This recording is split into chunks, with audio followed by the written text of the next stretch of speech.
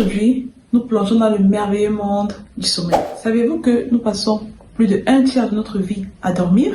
Le sommeil est non seulement essentiel pour notre bien-être, mais il est également crucial pour notre santé mentale et physique. Mais avant de découvrir tous les mystères qui entourent le sommeil, permettez-moi de vous présenter quelques faits étonnants. Saviez-vous que pendant que nous dormons, notre cerveau est incroyablement actif, consolidant et triant toutes les informations de la journée? Really? Ou encore que le manque de sommeil peut avoir des conséquences néfastes sur notre concentration, notre humeur et notre capacité à prendre des décisions? Really? Dans cette vidéo, nous explorerons les différentes phases du sommeil, les troubles du sommeil courant et leurs solutions, ainsi que les bonnes pratiques pour améliorer notre qualité de sommeil. Vous apprendrez des astuces pour dormir plus rapidement et bien plus encore. Alors, installez-vous confortablement car notre voyage dans l'univers du sommeil commence maintenant.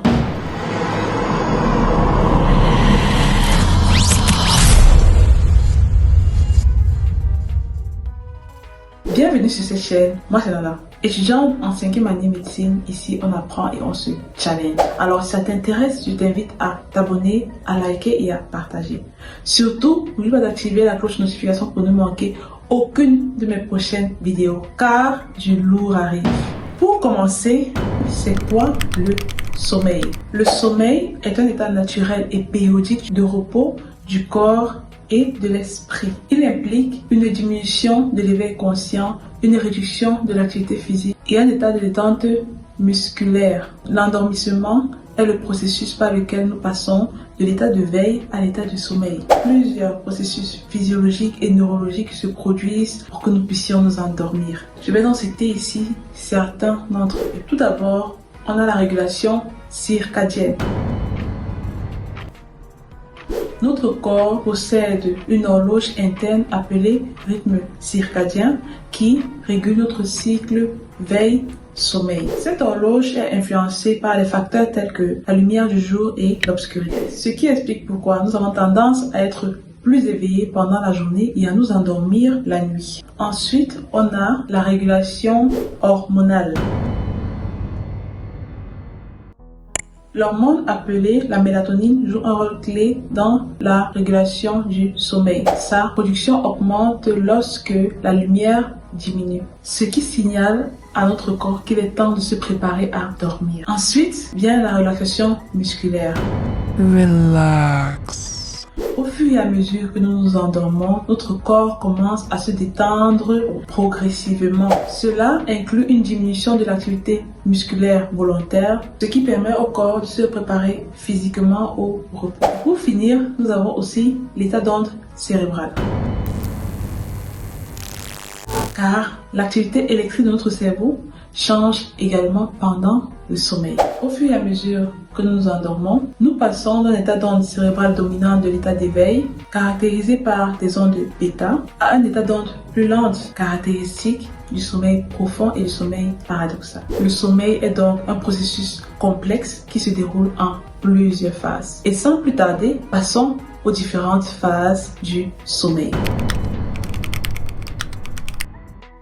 Tout d'abord, nous avons le sommeil léger. Le sommeil léger est la première phase du sommeil qui constitue environ 50 à 60% de notre cycle du sommeil. Pendant cette phase, notre activité cérébrale commence à ralentir et nos muscles se détendent progressivement. Nous pouvons facilement être réveillés pendant cette phase car nous sommes sensibles aux stimuli externes tels que les bruits ou les mouvements. Cette phase est importante pour la relaxation musculaire et l'adaptation aux changements environnementaux. Elle permet à notre corps à se préparer à passer aux phases de sommeil plus profondes. Ensuite vient donc la phase du sommeil paradoxal.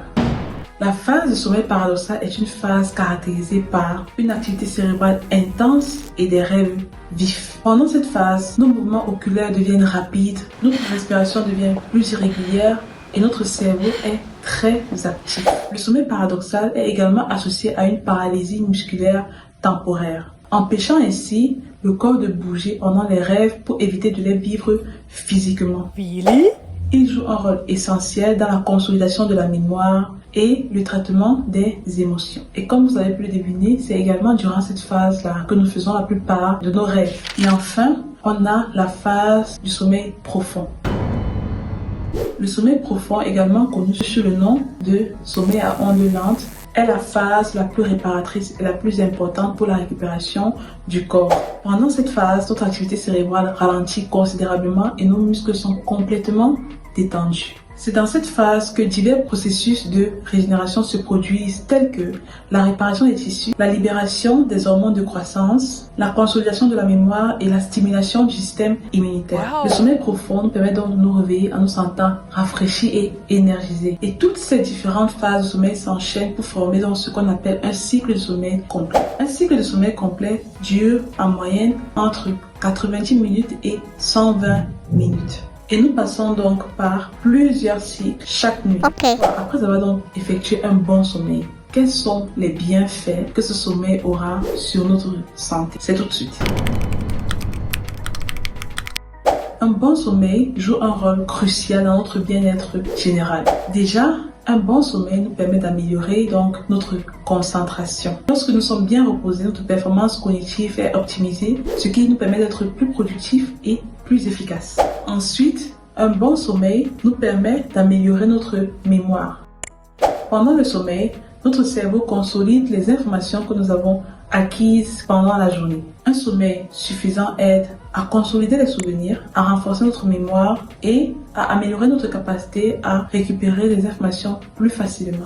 Un bon sommeil va également nous permettre d'améliorer notre humeur. Le manque de sommeil chronique peut avoir un impact négatif sur notre humeur et un bon sommeil régulier va donc contribuer à une meilleure régulation de nos émotions et à une réduction du stress, de l'anxiété et de l'irritabilité. Il favorise également une sensation de bien-être et de positivité. Comme point suivant, nous pouvons également citer l'amélioration de notre créativité. Le sommeil est essentiel pour favoriser la créativité et l'innovation. En effet, pendant le sommeil paradoxal, notre cerveau traite les idées et l'imagination de manière créative, ce qui peut conduire à des solutions novatrices et à des idées originales. Mais ça ne s'arrête pas là. Un bon sommeil est également étroitement lié à une bonne santé générale. Donc, bien évidemment, je vais vous citer quelques aspects de la santé qui sont influencés par la qualité du sommeil.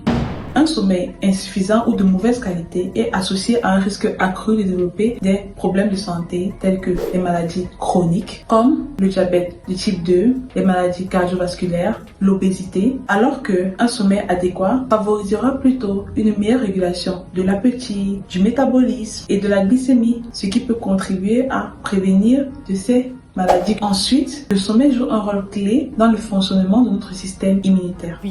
Un bon sommeil favorise la production d'anticorps et la réponse immunitaire, ce qui nous aide à lutter contre les infections et certaines maladies. Et enfin, le sommeil joue un rôle important au niveau de la réparation et la régénération de notre organisme. Pendant le sommeil, notre corps se régénère et se répare. Les tissus musculaires se reconstruisent, les cellules se réparent et les processus de guérison sont favorisés. Un sommeil de qualité permet donc à notre corps de fonctionner efficacement et de maintenir une bonne santé. En résumé, un bon sommeil va améliorer votre concentration, va améliorer votre humeur, va améliorer votre créativité et de plus, il joue un rôle vital dans le maintien d'une bonne santé, notamment en prévenant des maladies chroniques, en renforçant le système immunitaire et en favorisant la réparation et la régénération de votre corps. Alors, pour tous ceux qui n'avaient pas assez d'informations sur les avantages ou ce qu'un bon sommeil pouvait leur procurer, je pense que là, vous avez vraiment assez d'informations. Mais la vidéo ne s'arrête pas là. Il y a encore une partie. Vous connaissez dorénavant les avantages d'un bon sommeil. Mais malheureusement, il y a des personnes qui souffrent des troubles de sommeil. Et je vais donc dans cette vidéo parler des troubles courants de sommeil que l'on peut rencontrer et donner des différentes solutions à ces troubles-là. On va donc commencer sans plus tarder par le premier qui est l'insomnie. L'insomnie est caractérisée par les difficultés à s'endormir ou à rester endormi, même lorsque toutes les conditions sont réunies pour un bon sommeil. Les personnes atteintes d'insomnie peuvent se sentir fatiguées ou avoir du mal à être efficaces pendant la journée. Les causes de l'insomnie peuvent être multiples, allant du stress, de l'anxiété à des problèmes de santé sous-jacents. Ensuite, comme second trouble du sommeil courant, nous avons l'apnée du sommeil.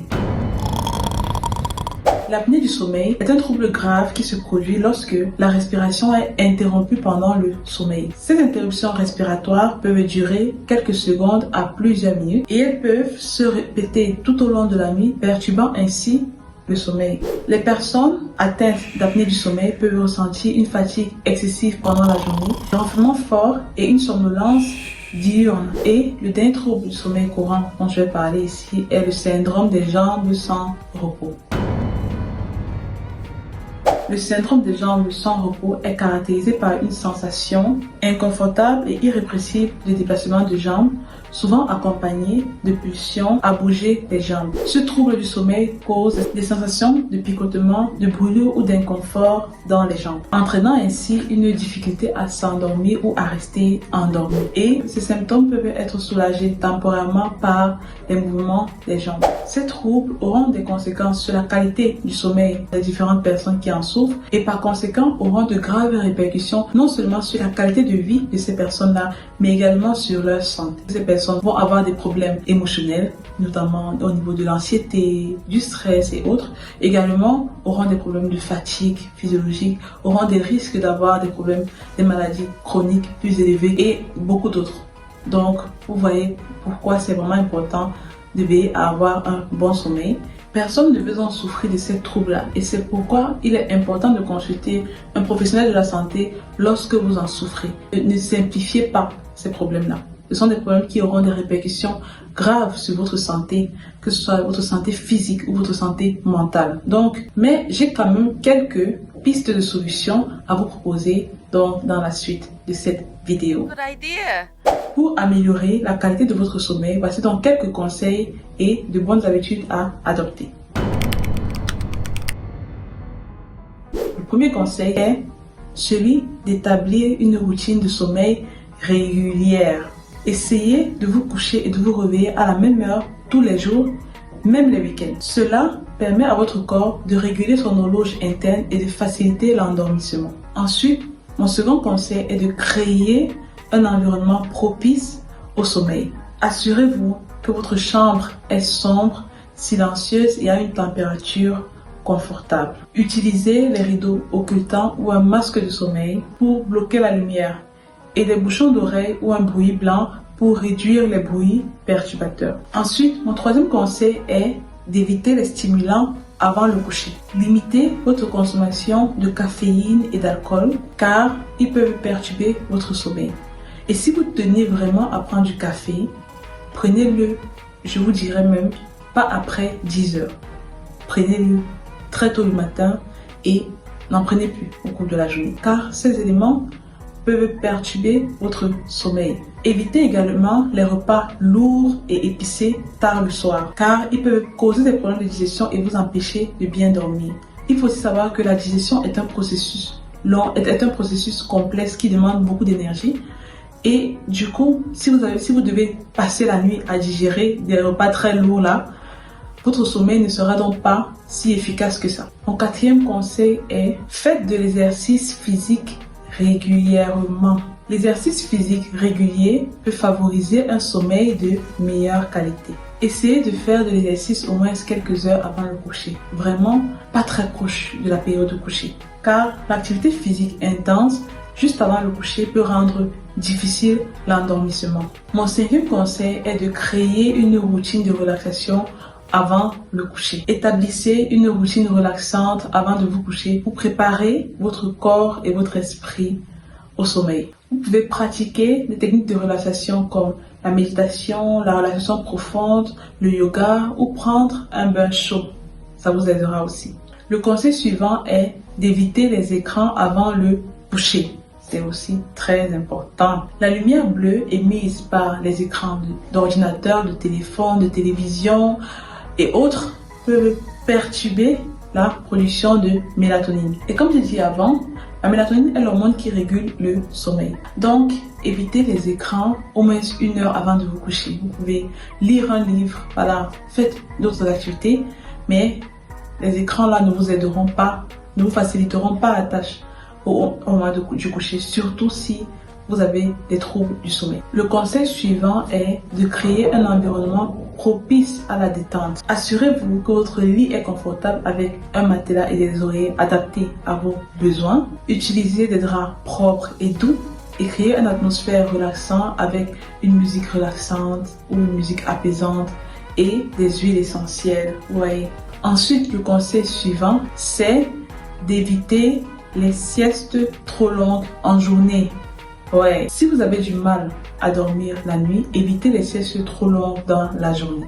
Mais si vous avez besoin de faire une sieste, faites-la de préférence tôt dans l'après-midi et faites une sieste de 20 à 30 minutes, pas plus. Parce que après, ça devient trop long et une fois que c'est long, ça vous rendra la tâche difficile le soir. Vous voyez? Le conseil suivant, ne vous inquiétez pas, on est presque à la fin et chaque conseil est très important, est celui de gérer votre stress et vos différentes préoccupations. Le stress et l'anxiété peuvent affecter considérablement la qualité de votre sommeil. Il faut donc essayer de trouver des techniques de gestion de votre stress qui vous conviennent.